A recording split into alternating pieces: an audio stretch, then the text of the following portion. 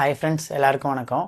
இன்னைக்கு நம்ம பட்ஜெட் பற்றி பார்ப்போம். ஏன் அப்படின்னா, இப்போ எக்கனாமிக்ஸை பொறுத்த வரைக்கும் இதுக்கு முன்னாடி 5 கொஷின் கேட்டுட்டு இருந்தாங்க. ஆனால் இப்போது எக்கனாமிக்ஸும் தமிழ்நாடு அட்மினிஸ்ட்ரேஷனும் சேர்த்து நமக்கு 20 கொஷின்ஸில் இருக்குது. ஸோ எப்படி பார்த்தாலும் ஒரு 10 கொஷின் கிட்ட இந்த டைம் என்ன பண்ண போகிறாங்கன்னா எக்கனாமிக்ஸில் கேட்கறதுக்கு நமக்கு வாய்ப்பு இருக்குது. கரெக்டுங்களா?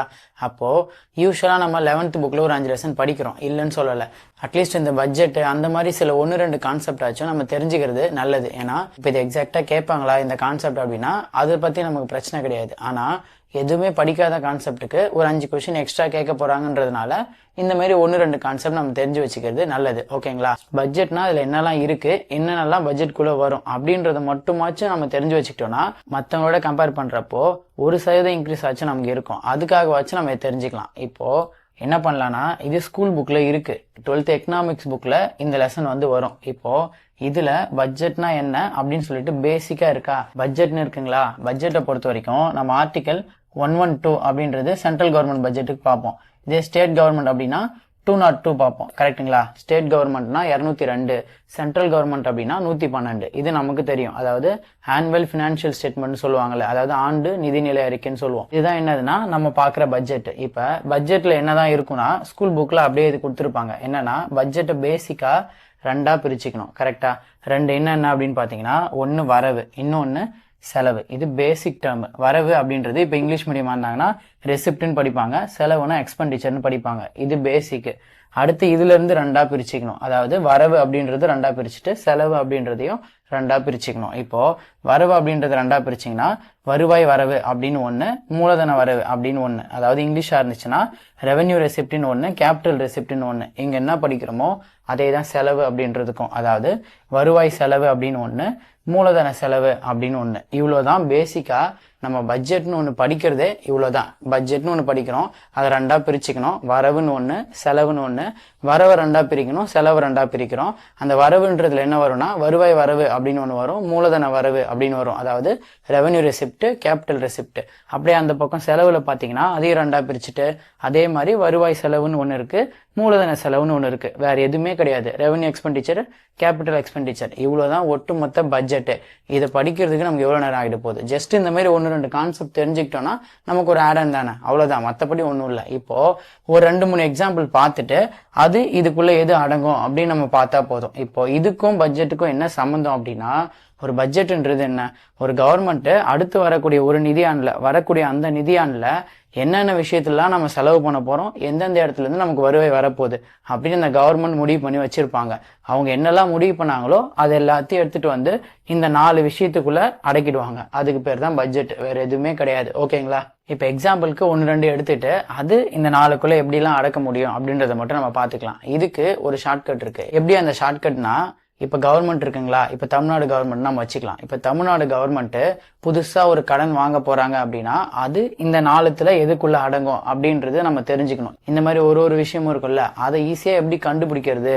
ஒரு விஷயத்த பார்த்தாலே இந்த 4த்துல இதுலதான் அது அடங்கும் அப்படின்னு கண்டுபிடிக்கிறதுக்கான ஷார்ட்கட் தான் இந்த ஷார்ட்கட். அது எப்படின்னா ஈஸியான ஷார்ட்கட் தான். அதாவது ஒரு வழி இரு வழி, அதுதான் ஷார்ட்கட். நல்லா பாருங்க, ஒரு வழி இரு வழி, இதுதான் அந்த ஷார்ட்கட். இப்ப இது எப்படி நாங்க இது கூட பொருத்தி பாக்குறது அப்படின்னா, இப்ப எக்ஸாம்பிளுக்கு நம்ம தமிழ்நாடு கவர்மெண்ட் இருக்காங்களா, இப்ப நம்ம கவர்மெண்ட் என்ன பண்றாங்க அப்படின்னா புதுசா என்ன பண்றாங்க, ஒரு கடன் வாங்குறாங்க. அதாவது இதுக்கு முன்னாடி அந்த கடன் வாங்கினதுல ஒரு 10,000 கோடின்னு வச்சுக்கோங்க. ஒரு 10,000 கோடி என்ன பண்றாங்கன்னா புதுசா கடன் வாங்குறாங்க. ஓகேங்களா? இப்போ இந்த புது கடனை ஃபர்ஸ்ட் வரவா செலவான்னு பார்க்கணும். இப்போ புதுசா ஒரு 10,000 கோடி நம்ம கவர்மெண்ட்டுக்கு செலவா வரவான்னு பார்த்தா கன்ஃபார்மா என்னது? வரவு. கரெக்டா? ஏன்னா பணம் நம்ம கிட்ட வரப்போகுது. அப்ப ஃபர்ஸ்ட் வரவா செலவான்னு கண்டுபிடிக்கணும். வரவுன்னு கண்டுபிடிச்சாச்சு. அடுத்து வரவுக்குள்ள 2 கேட்டகரி இருக்கு. என்ன அந்த 2 கேட்டகரி?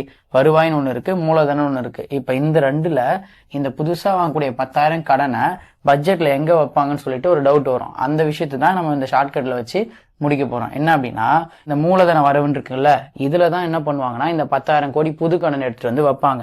ஏன் அப்படின்னா நம்ம ஷார்ட்கட்ல என்ன பார்த்திருக்கோம்? ஒரு வழி இரு வழின்னு பார்த்துட்டோம். என்ன அந்த ஒரு வழி இரு வழினா, வாங்குற காசை திருப்பி கொடுக்குறாங்க அப்படின்னா அது இரு வழி, வாங்கின காசை ஒரு டைம் தான் வாங்கினாங்க, திருப்பி கொடுக்கவே மாட்டாங்க அப்படின்னா அது ஒரு வழி. அவ்வளவுதான். இதுதான் அந்த பேசிக்கான ஷார்ட்கட். அந்த பணம் ஒரு வழியா இரு வழியான்னு செக் பண்ணுங்க. ஒரு வழியில அந்த பணம் இருக்கு அப்படின்னா, ஒரு வழினா என்ன, ஒண்ணு வாங்கியிருப்பாங்க திரும்ப கொடுக்க மாட்டாங்க, இல்லைன்னா கொடுத்துருப்பாங்க திரும்ப வாங்க மாட்டாங்க, இது ஒரு வழி.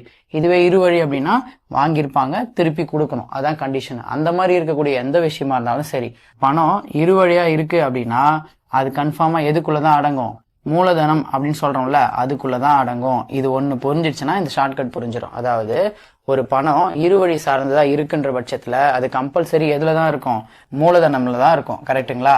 செலவா இருந்துச்சுன்னா மூலதன செலவு, வரவா இருந்துச்சு அப்படின்னா மூலதன வரவு. இவ்வளவுதான் கான்செப்ட். அதாவது பணம் ஒரு வழியா இரு வழியான்னு செக் பண்ணுங்க. இரு வழியா இருக்குன்னா அதை எடுத்துட்டு போயிட்டு மூலதனம் அப்படின்ற அதுக்குள்ள வச்சிடணும்.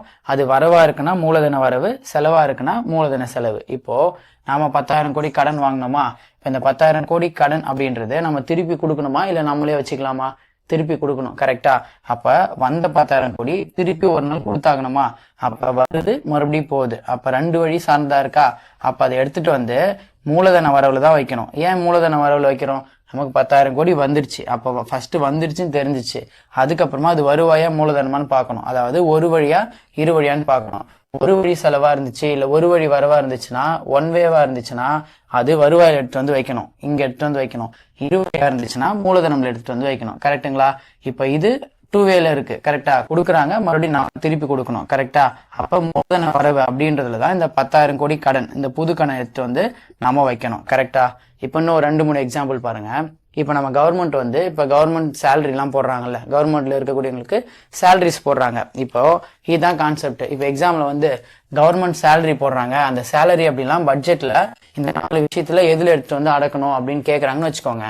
இப்ப சேலரி அப்படின்னு இருக்கு, கவர்மெண்ட் நமக்கு சேலரி போடுறாங்க, இருக்கக்கூடிய எல்லா ஊழியருக்கும் போடுறாங்களா? இப்போ ஒரு 10,000 கோடி அப்படின்னு வச்சுக்கோங்க. இப்ப 10,000 கோடி என்ன பண்றாங்கன்னா இருக்கக்கூடிய எல்லா கவர்மெண்ட் சேர்த்து சேலரி போடுறாங்க. இப்போ இந்த சேலரி வந்து அவங்களுக்கு வரவா செலவா, ஃபர்ஸ்ட் இதை செக் பண்றோமா, அவங்களுக்கு செலவு தான். கரெக்டா? அப்ப செலவு பண்ணிட்டாங்கன்னு தெரிஞ்சிருச்சு. செலவுல எனக்கு 2 டைப் இருக்கு, வருவாயின்னு ஒண்ணு இருக்கு, மூலதனம் இருக்கு. நான் இதுல எடுத்து வந்து எதுல வைக்கிறதுன்னு டவுட் வருதா? அதுக்கு என்ன செக் பண்ணணும், அவங்க செலவு பண்ண விஷயம் ஒன் வேவா டூ வேவான்னு பாருங்க, ஒரு வழியா இரு வழியான்னு செக் பண்ணுங்க. நம்ம கொடுத்த காசு நம்ம அக்கௌண்ட்ல கிரெடிட் ஆயிடுச்சு, திருப்பி நம்ம கவர்மெண்ட்டுக்கு கொடுக்க போறோமா? வாய்ப்பே கிடையாது. அப்ப அவங்க பண்ண செலவு ஒரு வழி செலவு தான். அப்ப வருவாய் செலவு அப்படின்ற இடத்துல எடுத்து வந்தா நீங்க என்ன பண்ணணும், கவர்மெண்ட் கொடுக்குற சேலரிஸ் எல்லாத்தையும் எடுத்து வந்து நம்ம வைக்கணும். ஓகேங்களா? இப்ப இன்னொரு எக்ஸாம்பிள் பாருங்க. இன்னொரு எக்ஸாம்பிள் அப்படின்னா, இப்ப கவர்மெண்ட்டுக்கு நம்ம டாக்ஸ் பே பண்றோமா, இப்ப டாக்ஸ் நம்ம கொடுத்தாச்சு. சரி, இப்ப நம்ம கொடுத்த டாக்ஸ திருப்பி அவங்க நமக்கு இந்தாங்க நீங்க கொடுத்த டாக்ஸ் தான், திருப்பி உங்க டாக்ஸ வச்சுக்கோங்க அப்படின்னு சொல்ல போறாங்களா? வாய்ப்பே கிடையாது. அப்போ ஃபர்ஸ்ட் நம்ம கவர்மெண்ட்க்கு கொடுத்த அந்த டாக்ஸ் கவர்மெண்ட்டுக்கு வந்து வரவா செலவா அப்படின்னு செக் பண்ணணும். கண்டிப்பா என்னதான் வரவு. அப்ப பிரச்சனை இல்லை. வரவுல 2 டைப் இருக்கு, வழக்கம் போல வருவாயின்னு ஒண்ணு, மூலதனம்னு ஒண்ணு. இப்ப வரவுன்னு கண்டுபிடிச்சாச்சு, இந்த 2ல எதுன்னு தெரியாது. அப்ப கொடுத்த அந்த டாக்ஸ திருப்பி அவங்க நமக்கு தர போறது கிடையாது. நீங்க கொடுத்த டாக்ஸ் தான் நம்ம கையில தர மாட்டாங்க. அப்போ கம்பல்சரி இதுல தான் வரப்போகுது, வரவுன்னு தெரிஞ்சிச்சு. அடுத்து வருவாய் வரவுன்னு போட்டோம், அவ்வளவுதான். அப்ப டாக்ஸ் அப்படின்னு நம்ம கவர்மெண்ட்டுக்கு கொடுக்கறது இந்த 4 எதுல அடங்கும்னா வருவாய் வரவுல அடங்கும். இப்போ பேசிக்கா நம்ம வந்து பார்த்துட்டோம். சரிங்களா? நீங்க என்ன பண்ணுங்கன்னா, தேவைப்பட்டுச்சுன்னா புக்ல எடுத்து அதுல கொடுத்துருப்பாங்க என்னென்ன விஷயம்லாம் அந்த 4த்துல தனித்தனியா வந்து அடங்கும் அப்படின்னு சொல்லிட்டு, நீங்க நம்ம யூஸ் பண்ண இந்த ஷார்ட்கட் யூஸ் பண்ணி எடுத்துட்டு போயிட்டு செக் பண்ணி பாருங்க. தனியா மெமரி எல்லாம் பண்ண வேணாம். அது ஒரு வழி சார்ந்ததா இரு வழி சார்ந்ததான்னு பாருங்க. ஒரு வழியா இருந்துச்சு அது வருவாயில வந்துடும், இரு வழியா இருந்துச்சுன்னா அது மூலதனம்ல வந்துடும். இவ்வளவுதான் பேசிக்கா பட்ஜெட் பத்தி நம்ம படிக்கிறது.